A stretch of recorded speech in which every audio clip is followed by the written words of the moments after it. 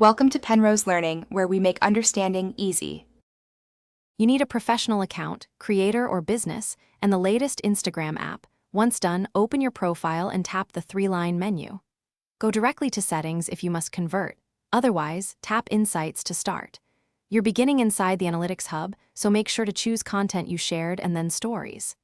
These first steps get you into the right view quickly, because without the professional account or updated app, Story Analytics won't appear. Once you've opened a story in Insights, scan the top-line metrics. Impressions and reach tell you audience size, replies and shares indicate engagement. Then examine behavior metrics, exited, forward, and backward, to understand drop-off points. This explains why viewers left or rewatched. Make sure to toggle the time range and compare the recent 7, 14, or 30 days to spot trends. Use these actions to decide which story formats keep attention and which lose it. Finish by exporting insights to CSV for side-by-side comparison, or note top-performing story elements and implement changes. Shorter clips, stronger CTAs, or different posting times. After you act, recheck the same metrics to measure improvement.